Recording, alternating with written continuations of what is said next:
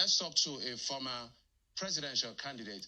I'm talking about Omoyele Sowore, who joins us from our Abuja studio a few days ago. The federal government discontinued their case against him. It bordered on treason over the Revolution Now protest about 5 years ago. The judge has actually said if the federal government is not ready to continue with the case, it will be thrown out. And the day after the case was actually withdrawn, the federal government withdrew their case. The Minister of Justice and Attorney General of the Federation, talking about Lateef Fagbemi, actually wrote for the discontinuation of that trial. Mr. Sowore, thank you so much for joining us on the program. And let's say to you, happy birthday to you. We understand today is your 53rd birthday. So let me begin by saying happy birthday to you, Omoyele Sowore. Thank you very much for that. And thanks for being I thought here. Because it's your birthday, you should be smiling, but you do not look like you're so excited. I'm wondering, I know that it's been okay, I guess we're having a bit of a technical issues. Okay, let's get back to him. I understand we're back with him. So I understand that, it's been 5 years since this case has been on, and finally now the federal government has decided to discontinue with this particular case, pursuing the issue of treason against you due to the Revolution Now protest that occurred about 5 years ago. I want to get your first reaction to how it feels to finally be free from all of this. Well, I want to say clearly that I wasn't freed. I freed myself by ensuring that I didn't allow the government to break me. But the truth is that what they wanted was to obtain conviction without trial. That they did get. They got me restricted to Abuja for 5 years. To Nigeria for 5 years. Seized my passport and ensured that my regular life was disrupted to a large extent. It affected my family immensely. A brother of mine during that period was killed under still unknown circumstances on Benin Road. My mom had a stroke over this issue and she's still down. I lost everything that is possible. And within the period they were doing all this, they broke my nose. You see a scar on my face. They shot at me with a federal riot gun. And they came to court in 2019. The DSS abducted me in front of a judge. If that is not punishment, then what is punishment? That's the question. But I did not break, and I didn't let them break me. And that's the only good news I have for all of you. But there's nothing that wasn't expected. We knew that this would happen, that those in government at that time, led by Buhari, would do everything to shut anybody down who was opposed to that ruinous regime and the political party in power at that time, which had continued till today. So I want to find out from you, now that, this is quote-unquote over, are you going to still look at this campaign that you started in 2019 about the need for a revolution? Are you going to now say, okay, it has had its time, let's not let it go, and let's face other option of effecting better governance in the system? It's no longer a campaign. The revolution has become a reality now. Even those who were opposed to me in 2019 are now calling for a revolution. Anybody who is asking for a parliamentary system of government somehow wants to change Nigeria.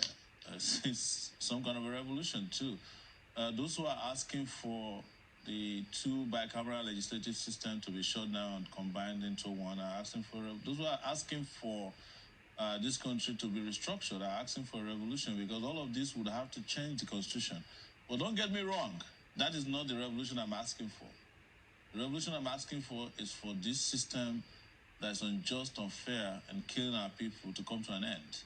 And that's I've been very clear about. And one of the things that happened in 2019, August 5th, 2 days after I was arrested or abducted in Lagos and brought to Abuja on a jet, or on a twin-engine jet that I heard later crashed, killing some Air Force officers or Army officers. 5 million people searched for the meaning of the revolution, because then it was strange to them, the context. They didn't know what it was. But you go out now, you go on Twitter, you go everywhere, everybody is calling for a revolution because everybody is tired of this system. So I have not abandoned the campaign. I did not. It is the reason why I did not negotiate with anybody on this matter. 2 weeks after I was detained, they sent a delegation to me led by Issa Funtua and Garba Shehu, and said to me I should apologize to Buhari and they would let me go. I opted to stay in detention until 5 months later when I was granted bail and restricted to Abuja because there is no negotiation. There's no going back. I'm sure that everybody knows at this time that Nigeria is ripe and due for a revolution. But this is a democracy, and we have the process for which governments are changed according to law. But before I dig deep into all of that and begin to ask you some other questions, is there any chance that you're going to consider running for office of president again in Nigeria? Democracy, yes. This is not a democracy. I don't think you should be saying that. Any system that cannot afford to have credible election is not a democracy. Any system that cannot guarantee citizens fundamental rights is not a democracy. You should go and look up the meaning of democracy. I'm not insulting you. I mean, the basic meaning of democracy. You know that apologies, but we have a constitution. We're run by the rule of law. Whether that rule of law is practiced in its totality in its form, we don't have a constitution. Whether it is run effectively in its form is a different kettle of fish. That's the premise. That's why you chose to run. You chose to run for office rather than taking up arms to change a government. Yeah, go ahead. I'm not going to take up arms, but we don't have a constitution. Let me correct you. That thing that was imposed on Nigeria in 1999 is not a constitution. It was a military song of praises, SOP. You went to secondary school when we were using SOP. That one you put at the back pocket, That's not a constitution. A constitution must be vetted by the people. That is why the preamble to every constitution says, we the people. Which people were there when they created the 1999 constitution? It was the military, and it was brought into effect by a decree. We don't have a constitution. Let's be very clear about that, because the more we tell the truth to ourselves, the better we feel about the way forward. We can't stay here on primetime TV and saying that you have a constitution. Who wrote the constitution? Was there a referendum that bettered the constitution into it? No. So we don't have a constitution, with due respect.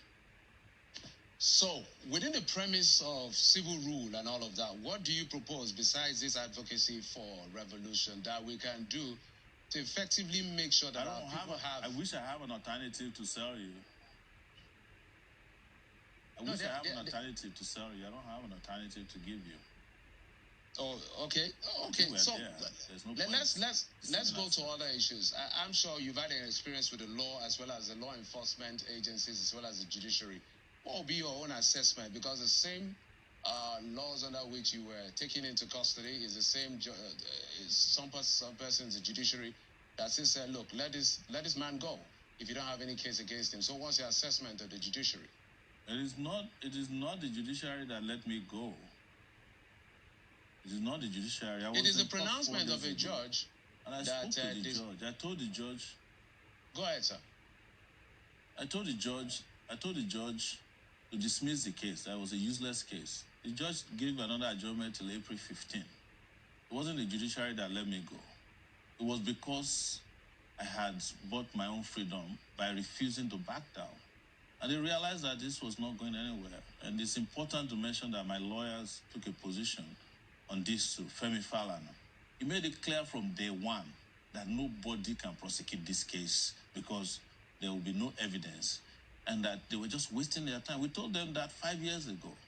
So what they did was to violate their own rules, laws, and they violated the judiciary. So which judiciary? Is it the judge whose wig was flying in the air when I was abducted in the judge that you are calling the judiciary? No, they don't believe in all those things. So, and this is why I have issues with how we debate this issue. I think we should all come to a conclusion that we'll not be lying to ourselves anymore every 7 p.m. on Politics Today about the Mr. Sowore, nobody's lying to anyone. Of Nigeria. Nobody's lying to anyone. I'm just saying that we have to take a decision, all of us, that we can't be saying that we have a judiciary where a citizen can be abducted in front of the judge, and the judge will call the case the next day, behave as if they didn't know that there was an abduction. No, or you are talking about when I was granted bail and after I fulfilled my bail condition, they refused to release me. When they released me, they came back abducted. Is that the judiciary? Or the National Assembly, led by a senator and a former NAS president, Bamidele, who had a sitting and determined that the DSS was and withheld the report till today.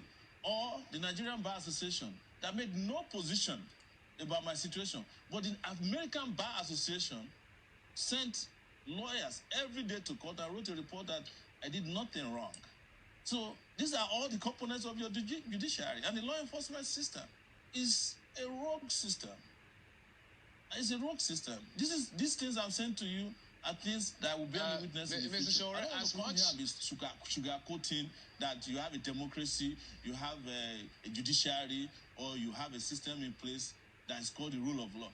None. Well, Mr. Sowore, I am sure that I've lived long enough to be able to tell you the truth and damn the consequence, and whatever happens to me. I'm not going to sit down here and tell you that you have a judiciary, you have a constitution, when you know there is none. We're just running a system of transactions. If I can butt in here, so that we are clear, your position is well respected.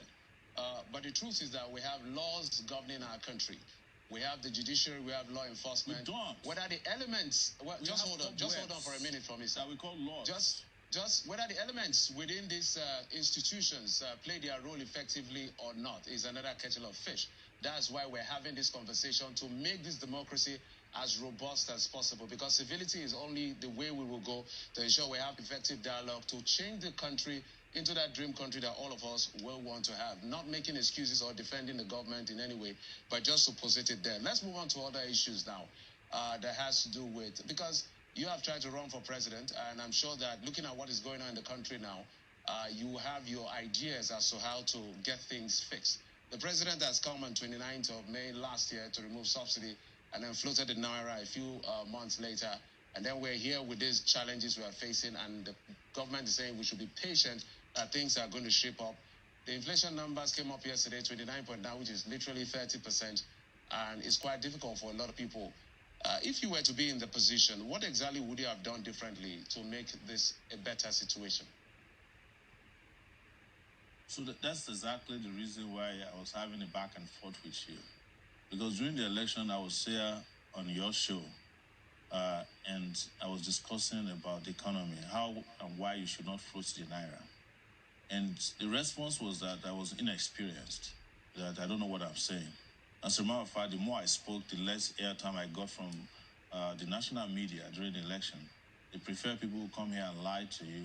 I had stated it clearly that this way was the highway to hell for Nigerians, removal of subsidy. I was the only candidate in the 2023 election that said I won't remove subsidy. Because there's none. I'll remove the people who are stealing subsidy. And that is exactly what I was going to do. And I said I won't float the Naira. In fact, I will revalue the Naira, because that's what they did in all these countries across Africa. But you guys are more comfortable with all these fake economists that come on your shows and lie to you that if you remove subsidy, people's life will be better. You're going to have a highway from Lagos to Maiduguri. They remove subsidy now for how many months? Where's the highway? Where are the schools? What's the level of poverty in the country? Have they created employment? No. Has insecurity improved? No. But you don't like to talk to us. You don't like to repeat. I could just sit back home and be having fun and say, you play everything I said during the election. The few times I had the chance to speak, when I told you that the IMF and the World Bank have nothing to offer this country. I told you guys where we could get money from without ways and means. I told you that the Central Bank of Nigeria was a glorified bureau de change, where people just go and collect money and change it. They are the ones who crashed Naira. It is those people who have dollars and they are holding it. You cannot have a Central Bank of Nigeria that is engaging in retail banking. And major banks in the country, as I heard Bode George said even recently, all the bank MDs are just doing what they call round tripping. They collect Naira in the money, hold it.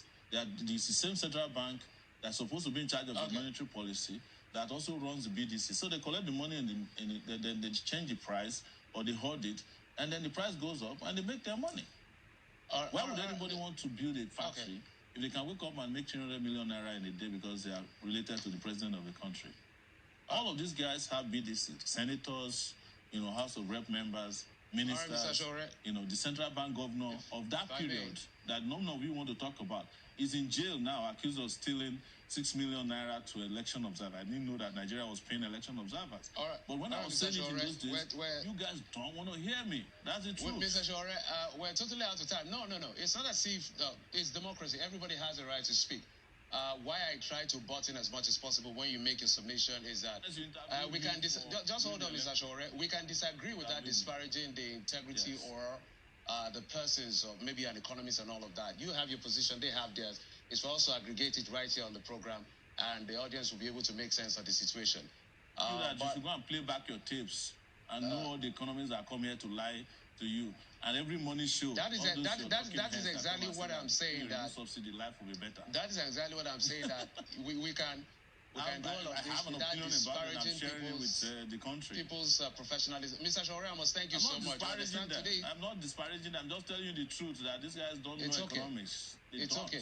And stop bringing them. Today is your birthday, so I want to let you go early so you can continue celebrations. I know we had to pull you out. But we're going to have this conversation even further now that all of this case is off the table, so we can have more conversation. Back, NBC. What did you say? Thank you very much. All right. All right, thank you so much, Mr. Omoyele Sowore, former presidential candidate of the AAC. Today's his birthday, and